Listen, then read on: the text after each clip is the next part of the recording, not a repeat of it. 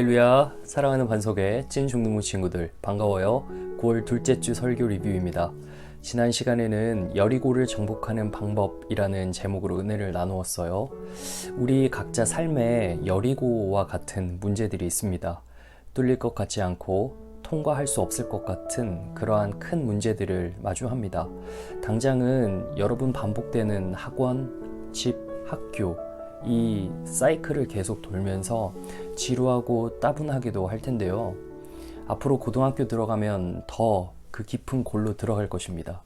앞으로의 3년, 고등학교의 3년, 그리고 대학교의 과정, 또 누구는 바로 기술을 배우기도 하고 또 직장 생활을 하기도 할 텐데요. 여러분, 이 삶은 날마다 새로운 환경을 마주하면서 이 여리고와 같은 도전을 뚫고 가야 합니다. 그리고 잠시 지나고 나면 또 반복되는 사이클, 일상 안으로 들어가게 될 것이고요. 우리는 늘 새로운 환경과 적응, 그리고 새로운 환경과 적응으로 계속해서 사이클을 돌고 있는 삶을 살아가요. 지금 여러분은 초등학교의 6년 과정을 거치고 또 중학교라는 새로운 과정으로 들어왔지만 또 금세 적응해서 이 반복되는 삶을 살고 있잖아요. 그때마다 우리에게 떠오르는 문제들 너무나 다양하지만 크게 좁혀보면 일단 친구와의 관계, 그리고 나와의 싸움, 그리고 공부를 하는 데 있어서 여러 가지 환경적인 문제들, 이런 것이 있습니다. 여기서 생겨나는 갈등들이 있는데요. 여러분 잘 보시면 주로 내 안에서 일어나는 나와의 싸움이 있고요. 또 나와 남 사이에서 알게 모르게 눈치 싸움 하는 게 있습니다. 부모님과 나 사이에서도 알게 모르게 갈등이 있어요. 이 모든 것은 사람과 사람 사이에서 일어나는 일이라는 거죠. 여러분, 지금 여리고라는 성을 여호수아가 마주하고 있지만 사실은 여리고 성을 지키고 있는 여리고 성 안에 있는 주민들과 여호수아 그리고 이스라엘 백성들과의 싸움이었죠. 하나님께서는 가나안 땅으로 들어가라고 약속하셨기 때문에 이 중간 길목에 있었던 여리고는 언제든지 뛰어넘을 수 있는, 그래서 승리를 확신할 수 있는 곳이기는 했습니다. 그러나 하나님은 이미 미래를 내다보시고 말씀은 하시지만 사람의 입장에서는 그 성이 아직 주어진 성은 아니기 때문에 사람의 입장에서는 하나님이 주신 약속을 쟁취해야 되는 것이죠. 참, 그런데 이게 어려운 것이 여리고는 현실의 눈으로 봤을 때는 전혀 뚫릴 것 같지 않은 성이었기 때문이에요. 그래서 하나님께서는 이 여리고를 이기는, 정복하는 하나님만의 방법을 알려주세요. 여러분, 사람의 방법 같으면 칼과 창과 방패를 들고 어떠한 수단을 가리지 않고 그 성벽을 뚫어야 하는 그러한 군사작전을 펼치겠죠. 근데 하나님의 방법은 전혀 달랐어요. 6날 동안 매일 하루에 한 번씩 도는 거였어요. 나팔을 불면서 아무 소리 하지 않습니다. 그리고 마지막 날에는 7바퀴를 돌아요. 그러면 총 몇 바퀴를 돕니까?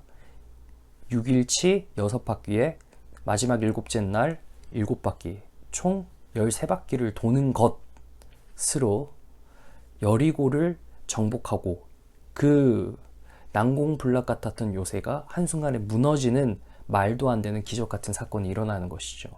하나님은 천지를 창조하셨을 뿐만 아니라 그 천지에 녹아져 있는 모든 법칙들을 주관하고 다스리고 통치하시는 분이죠.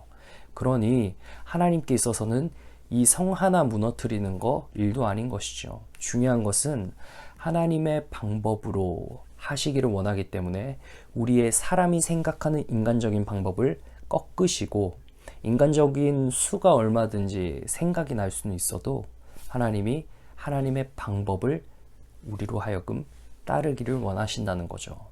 여러분, 여호수아가 하나님의 방법에 이렇게 순종할 수 있었던 이유는 무엇이었을까요? 여호수아도 그의 앞선 리더였던 모세가 전투를 했던 그 대형에 함께 참여해서 전쟁에서 많은 경력과 경험을 쌓았어요. 노하우가 있었다는 말입니다. 여러분, 우리가 기출문제 풀 때도 문제 푸는 방식과 노하우에 따라서 시간을 조금 단축할 수 있는 게 있죠. 이러한 관점에서 생각을 해보면 전쟁을 이미 참여했던 여호수아의 입장에서는 13바퀴를 아무 말 없이 돈다는 것은 정말 말도 안 되는 터무니없는 일이었던 거죠. 그런데 그가 그러한 경력과 노하우에도 불구하고 하나님의 뜻에 순종할 수 있었던 이유는 하나님께서 그동안 그 요단강이라는 강을 건너기까지, 또 이 요단강을 건너서 이 길갈이라는 지역에서 하나님이 거룩한 훈련을 시키세요. 여러분, 우리가 다음 스테이지로 넘어가기 위해서는 스킬이 있어야 돼요. 스탯이 있어야 됩니다. 훈련이 되어야지만 다음 스테이지에 넘어가서 수월하게 우리가 활동할 수가 있습니다. 여러분, 마찬가지로 여호수아도 이 여리고성을 마주했을 때 하나님의 방법대로 순종할 수 있도록 하나님이 미리 순종을 훈련시킨 것이죠. 중요한 것은 그 순종을 우리가 이룰 수 있느냐는 거죠. 여러분, 우리가 우리 생각 꺾고 우리가 하고 싶은 것 조금 통제해서 하나님의 뜻과 방법을 순종해서 하는 것은 좀처럼 쉬운 일은 아니에요. 왜냐하면 그 일이 과연 될까라는 의심이 앞서기 때문이죠. 여러분, 근데 기억하셔야 될 게 있습니다. 하나님의 방법은 언제나 100% 옳습니다.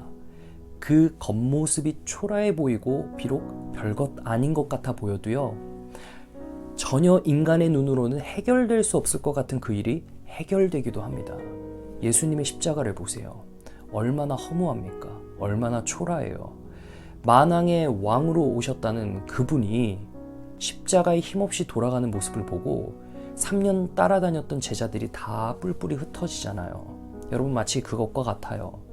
그러나 예수님께서는 그 고난과 환난과 능력, 그 수치를 다 십자가에서 당하시면서까지 그 고난을 버티신 것은 우리의 구원을 위해서, 우리의 안녕을 위해서, 우리를 위해 대신 싸우시는 그 모습이었던 거예요.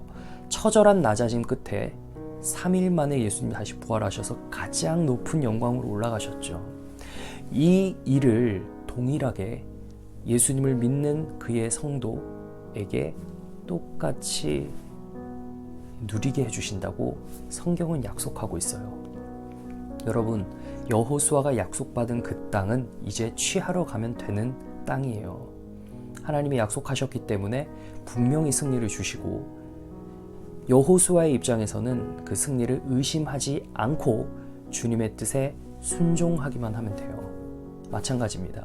오늘 이 시대를 살아가는 우리도요, 예수님께서 고난을 받으셨듯이 우리도 잠시 시험과 어려움을 겪기도 할 때요, 그때 조금 참고 그때 조금 인내하면 그 시간은 지나가게 돼 있고 흘러가게 돼 있습니다. 이 상황에서 내가 불평하고 짜증내봤자 신경질 나는 건 내 자신이지, 그리고 나로 인해서 주변 사람들이 악영향을 받고 우리를 좋지 않게 볼 겁니다. 여러분, 조금 더 견디시고 오히려 주변 사람들에게 긍정적인 에너지를 나눠주세요. 이 시간은 어차피 지나갈 거거든요. 잠시 힘든 이 시간을 지나고 나면 주님께서 우리에게 약속하신 그 무언가를 반드시 지어주실 겁니다.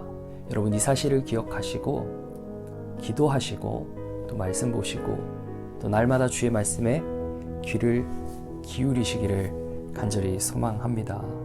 여러분, 제가 퀴즈를 하나 내야 되겠죠? 이스라엘 백성들이 이 여리고성을 중심으로 돌았어요. 양강나팔 부는 사람이 있었고 그 앞에는 칼을 빼든 사람들, 용사들이 갔습니다. 그리고 그 뒤에는 제사장들이 이것을 들고 움직였습니다. 요단강을 건널 때도 이것을 중심으로 걸었는데요. 이것은 무엇일까요? 세 글자인데요. 저에게 카톡으로 답을 보내주시는 분에게는 이걸 쏘겠습니다. 자, 여러분 오늘 하루도 힘내시고 이번 주일에 만나 뵙기까지 건강하시길 바라겠습니다. 다음 시간에 뵙겠습니다.